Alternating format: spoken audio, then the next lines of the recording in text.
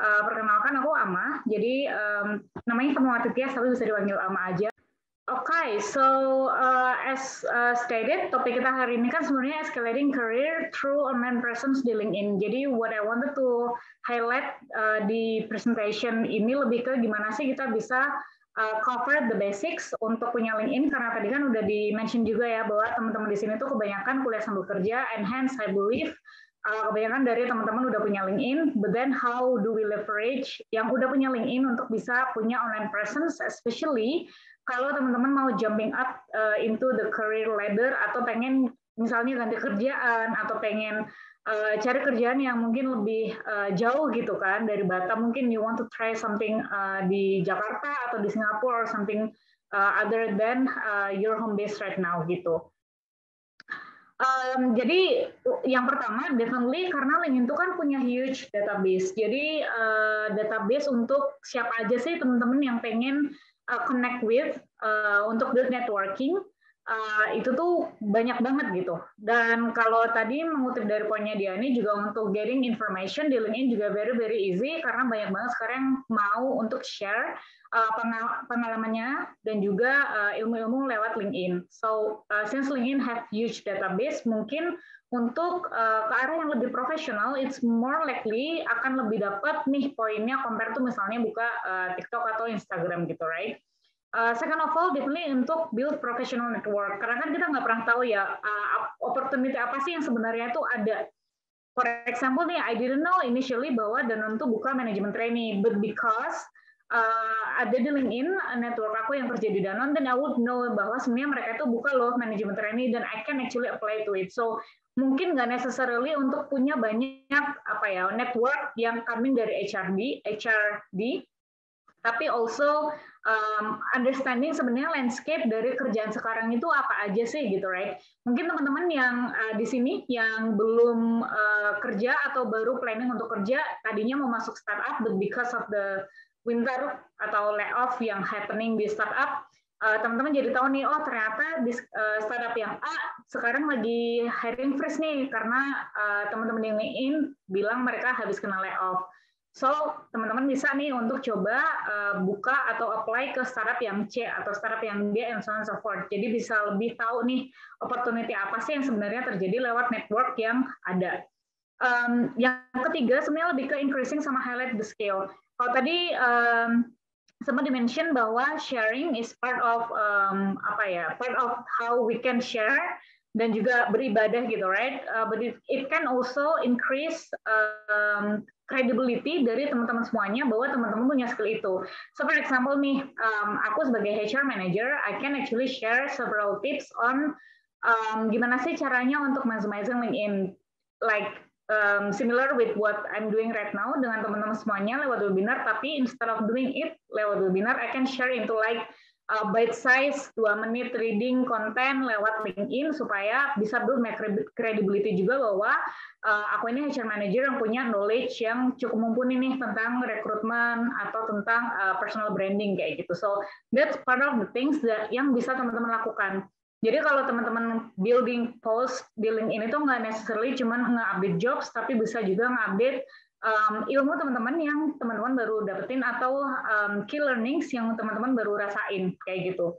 So it doesn't have to be like fancy banget gitu ya, kayak oh menurut buku ini atau menurut menurut pengalaman yang XYZ, don't have to be really fancy atau terlalu panjang, tapi it can be very bite size, yang penting ada nih esensinya gitu, right? Dan lastly, definitely ke stepping up the career ladder, karena ujung-ujungnya LinkedIn itu kan sebenarnya dibangun untuk bridging out the talents dan juga the companies yang membutuhkan talents gitu kan. Jadi kalau misalnya aku sebagai HR buka LinkedIn, what I would want to see adalah siapa ya kira-kira orang yang bisa menepati posisi yang lagi aku hire. Jadi kalau di basics LinkedIn kita, itu kan teman-teman pasti tahu ya, ada banyak banget kolom yang available di LinkedIn, mulai dari paling atas gitu, right? Dari foto, terus itu ada nama kita, ada highlight-nya kita, terus ada about, terus ada experience, ada education background. What I can say ke teman-teman semua adalah fill apa yang bisa di-fill secara correct. Jadi, for example nih, jangan sampai teman-teman punya LinkedIn profile tapi nggak ada fotonya. Atau fotonya itu adalah foto selfie gitu. Don't do that gitu. Karena LinkedIn kan sebenarnya untuk professional networking kan. Jadi, be professional, show your professionalism is a must gitu untuk di LinkedIn. Jadi pastikan punya foto yang oke, dan bukan foto selfie, right? Second of all, juga put the right highlight ke LinkedIn profilnya teman-teman kayak gitu. So for example nih, teman-teman tuh udah punya previous experience di sebagai PR kalau misalnya tadi Syara mention, right? Atau HR gitu, right? You can put bahwa teman-teman itu sebenarnya experience in human resources atau experience in public relations. Terus habis itu bisa diput juga sebagai apa sih yang teman-teman tuh most aspiring into kayak gitu. Itu bisa dimasukin ke highlightnya teman-teman. Terus put as well the about, karena ini masuk ke poin kedua nih, karena summary of what you're doing via about column itu akan sangat berguna. Kenapa sangat berguna? Karena biasanya recruiter itu akan cuma melihat 2 detik atau maksimal 5 detik lah dari profil LinkedIn kalian. Selama 2-5 detik itu apa yang kita lihat sih? Ya kita akan pasti melihatnya summary apa aja sih teman-teman yang udah lakuin. Nah, summary itu ideally dilakukan lewat si column about ini. Karena mungkin kita nggak akan punya waktu untuk, misalnya kalian punya 20 experiences. Kita nggak akan kayak see all experiences and then kita baca satu-satu. Kita pengen lihat, oh in summary kamu itu strength-nya di mana, terus kamu fit atau enggak secara culture untuk masuk perusahaan kita. Jadi about itu sangat penting untuk ngasih tahu, misalnya berapa tahun sih kalian udah kerja. Let's say I have more than 4 years working experience di bidang apa aja, di bidang HR. Especially di mana? Especially misalnya di transformation atau di business management gitu. Jadi kalau misalnya ada recruiter yang butuh untuk merekrut seorang HR profesional yang bisa memberikan materi kelas gitu ya di perusahaannya dia nggak akan nge-hire aku karena that's not my strength, dan bisa langsung dilihat di about column-nya ini kayak gitu. So that's essentially what I think is important untuk teman-teman put di about column gitu. Jadi summary apa yang udah dilakukan, berapa tahun pengalaman kerja, strength-nya ada di mana, bidang apa aja kerjaannya, atau kalau pernah pindah perusahaan bisa di industri apa aja, misalnya udah pernah kerja di startup, industri FMCG, dan juga di oil and gas, kayak gitu tuh bisa dimasukin juga. Tapi kalau teman-teman di sini kebanyakan fresh graduate, dan bisa diput ke apa sih yang sudah dilakukan selama masa kuliah kemarin. Let's say teman-teman fresh graduate tapi pernah punya 3 pengalaman internship di 3 industri yang berbeda. Itu bisa dimasukin juga nih di bagian about-nya. Atau teman-teman pernah internship sekali, terus habis itu very focus on research karena pernah ikutan timnas atau pernah ikutan business case competition and so on so forth, itu bisa dimasukin ke bagian about-nya juga. Tapi jangan sampai semuanya cuma dimasukin bagian about, tapi kolom-kolom yang lainnya nggak dimasukin. Jadi teman-teman tetap harus masukin misalnya nih working experience kalau misalnya ada, atau internship experience, atau education experience, atau organization experience kayak gitu. So that's pretty much tentang si about column. Nah sekarang tentang mungkin debunking the myth a bit tentang column working experience nih. Nah, karena aku sering banget nih ngelihat terutama teman-teman yang fresh graduate untuk masukin beberapa organisasi yang teman-teman join sebagai working experience.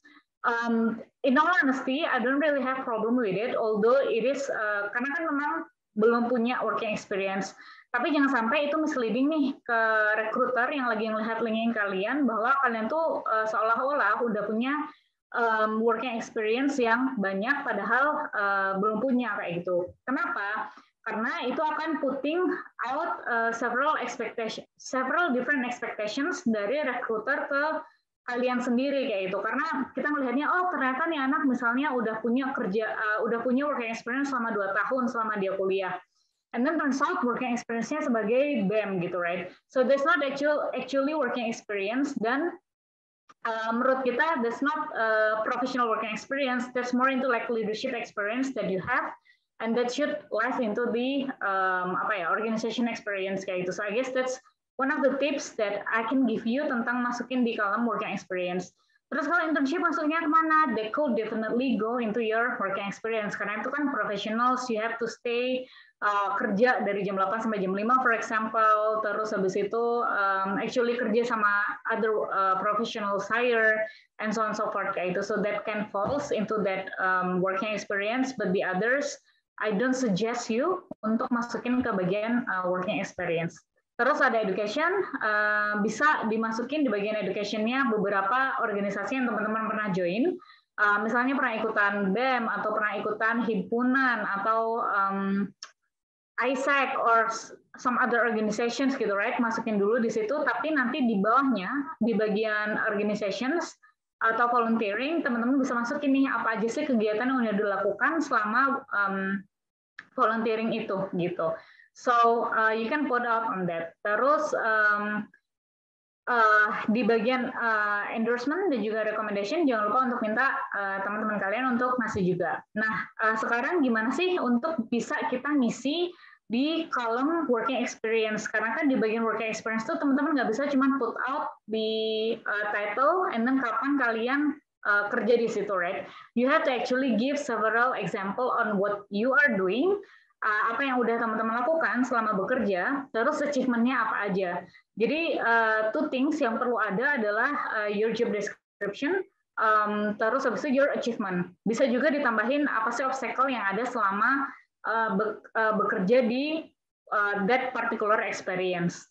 Nah, cuman yang perlu teman-teman ingat adalah jangan sampai kebanyakan using buzzword such as specialized, leadership, focus, atau strategic, experience, atau expert, inovatif, atau certified kayak gitu. Karena it's in a way udah keseringan dipakai, terus habis itu jadinya kita agak disorted nih tentang meaningnya leadership itu apa. Karena somehow ada beberapa ada user gitu ya yang not actually having leadership qualities, tapi claiming bahwa dia punya this kind of leadership just because dia join one organization dan is not even leadership position kayak gitu. Jadi hati-hati aja untuk using this kind of buzzword. Tapi kalau teman-teman ngerasa memang pernah punya di situ, let's say pernah jadi ketua BEM, and you feel that you can highlight the leadership, then you can say something a bit different. For example, that you have led several teams in achieving something. So you don't necessarily say you are strong in leadership, tapi you are proving why you are strong in that particular leadership situation, gitu, right?